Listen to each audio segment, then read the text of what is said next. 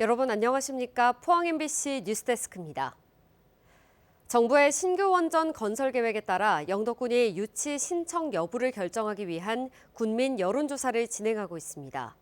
하지만 지역 내에선 충분한 공론화 과정이 부족하다는 지적도 제기되고 있는데요. 영덕군은 조사 결과를 토대로 조만간 유치 신청 여부를 최종 확정할 방침입니다. 박성화 기자가 보도합니다. 지난 2018년 정부의 원전 중단 방침으로 사업이 백지화됐던 영덕 천지원전 예정부지입니다. 최근 정부가 신규 원전 2기 건설을 확정하면서 이 부지가 다시 후보지로 떠오르고 있습니다.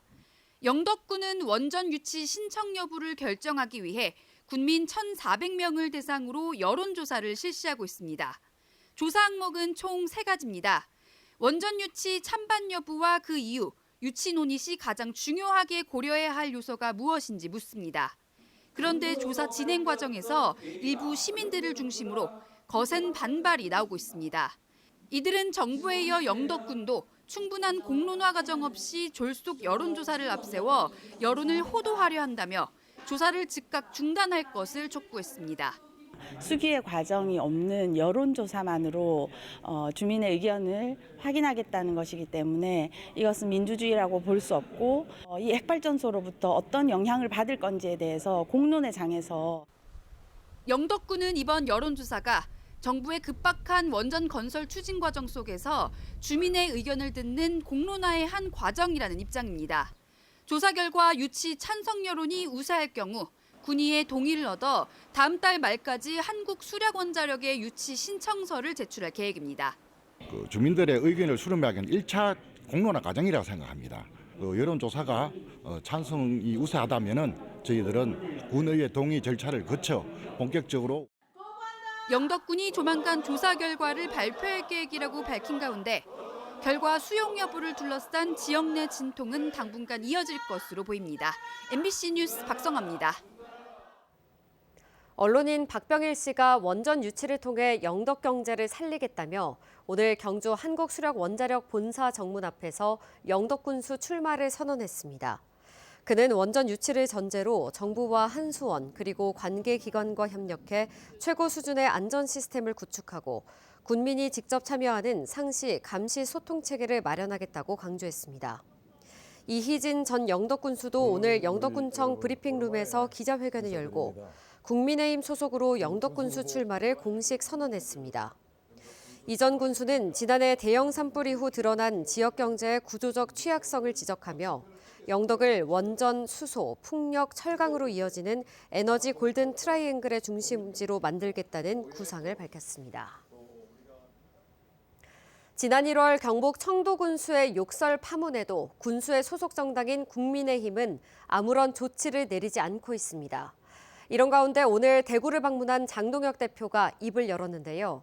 당무감사위원회에서 살펴보겠다고 밝힌 건데요.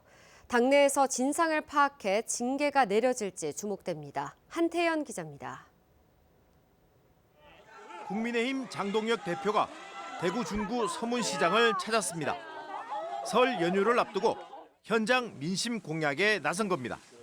명절이 코앞인데 이렇게 뵙기 죄송합니다. 이렇게 경기는 살아나지 않고 물가만 계속 오르고 있어서 우리 전통시장 상인분들 뵙기에 너무너무 죄송합니다. 상인들과 만난 뒤 점심 식사를 마친 장 대표. 지난 1월 불거진 김하수 경북 청도군수의 욕설 파문과 관련해 어떤 견해인지 물어봤습니다.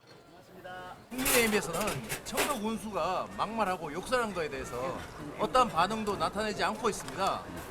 대표님은 혹시 알고 계시는지 그리고 거기에 대해서 혹시 어떤 생각을 가지고 계신지 좀 궁금합니다. 당무감사위에서 살펴보고요. 거기에 맞는 조치를 하겠습니다. 지난 4일 불거진 전남 진도군수의 외국인 여성 수입 발언을 놓고는 더불어민주당은 닷새 만에 김 군수를 제명했습니다. 외국인 여성에 대한 비하 발언으로 무리를 일으킨 것에 대한 내용입니다. 최고위원 전원 만장일치로 여성 비하 발언에 군민, 군의원 가릴 것 없이 욕설을 일삼아온 김하수 청도군수에 대해 국민의힘은 그동안 미온적인 태도를 보여줬습니다. 국민의힘 당규에 따르면 당무감사위원회는 무리, 비리, 비위 등 부정사건에 관련된 경우 조사를 실시하도록 돼 있습니다. 지방선거를 앞두고 후보들의 공천 경쟁이 예고된 가운데 국민의힘이 더불어민주당처럼 국민의 눈높이에 맞는 결과를 도출해낼지 주목됩니다. MBC 뉴스 한태현입니다.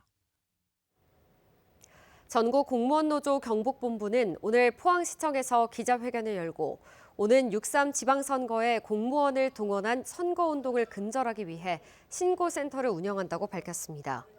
노조는 과거 지방선거 과정에서 단체장과 간부 공무원이 업무를 빙자해 공무원을 동원하는 사례가 있었다며 선거가 끝나는 날까지 신고센터를 운영하기로 했습니다. 특히 선거 과정에서 공무원의 정치적 중립이 훼손되지 않도록 책임 있게 대응하겠다고 말했습니다. 박물관 오픈런을 불렀던 신라금관이 앞으로는 10년마다 경주에서 모두 모입니다. 국립경주박물관은 국내외 연구 성과를 종합해 10년마다 주기적으로 신라금관을 주제로 한 관련 전시를 개최할 계획이라고 밝혔습니다. 국내 박물관이 특정 유물이나 주제를 주기적으로 전시하는 건 처음입니다. 박물관 관계자는 신라의 황금 문화는 신라 문화를 대표하는 주요 특성이라며 향후 국립경주박물관의 브랜드 전시로 자리 잡도록 할 계획이라고 설명했습니다. 영덕군 보건소는 대형 산불로 피해를 입은 주민들을 위해 오는 27일까지 영덕읍과 지품면 20개 마을을 대상으로 심리지원 프로그램을 운영합니다. 이번 프로그램은 산불 피해 지역을 순회하며 주민들의 트라우마 반응을 예방하고 고위험군 발굴과 심층 상담 등을 진행할 예정입니다. 또한 포항 북구보건소 포항트라우마센터와 협력해 다음 달 10일까지 영덕군 축산면 10개 마을을 대상으로 경북 산불 재난 심리지원 모니터링도 함께 실시합니다. 설 명절을 앞두고 쌀값이 고공행진을 이어가고 있습니다. 정부가 비축해둔 쌀을 풀어서라도 값을 잡겠다고 나섰는데 농민들은 어렵게 회복한 쌀값을 다시 떨어뜨리는 거라며 강하게 반발하고 있습니다. 김영일 기자의 보도입니다. 청주의 한 대형마트입니다. 품종 산지에 따라 다르지만 쌀 20kg 한 포대에 7만 원을 넘어섰습니다. 설 명절을 앞두고 정부가 최대 4,000원 할인 지원에 나섰지만 쌀값 상승세는 멈추지 않고 있습니다. 소비자는 안 좋지요. 쌀값 오르니까. 농사 짓는 분들은 힘든데 그래도 뭐든지 물가가 세면 좀 힘들지, 사는 사람 입장으로서는. 더 큰 문제는 쌀을 공급하는 미국 처리장의 벼 재고도 크게 줄었다는 겁니다. 지난해 이맘때만 해도 나락이 가득 쌓여있던 이 농협 미국 처리장의 현재 보유분은 지난해의 70% 수준에도 미치지 못합니다. 지난달 말 기준으로 전국 농협이 보유하고 있는 쌀 재고는 93만 4천 톤. 지난해보다는 8.5%, 2년 전보다는 21.2%가 더 적습니다. 전체적으로 한 10% 정도 수매량이 감소했기 때문에 뭐 벼라든지 외부로다가 벼로다가 팔 수 있는 여건은 안 되는 거예요, 지금. 산지 쌀값도 꾸준히 상승세입니다. 지난 5일 기준으로 20kg 한 포대에 57,558원으로 47,000원 선이었던 1년 전보다 22%가 급등했습니다. 상황이 이렇자 정부가 쌀값 안정 대책을 내놨습니다. 산지 유통업체를 대상으로 수요 조사를 거쳐 지난해에 이어 올해 또다시 정부 양곡을 방출하기로 한 겁니다. 폭등한다거나 이런 우려가 있다 그러면 정부가 가지고 있는 것이 있기 때문에 정부 잔고에서 쌀을 방출하고 이렇게 할 수 있다. 농민들은 즉각 반발하고 나섰습니다. 정부가 어렵게 회복한 쌀값을 강제로 낮추면 손해는 고스란히 농민들에게 돌아간다는 겁니다. 이들은 생산비 폭등을 감안하면 산지 쌀값이 80kg 한 가마에 최소 26만 원은 보장돼야 한다고 주장하고 있습니다. 정부가 지금의 기만적인 쌀 수급 운영을 중단하지 않는다면 농민들은 책임을 묻고 정책 전환을 요구하는 투쟁을 벌일 수밖에 없다.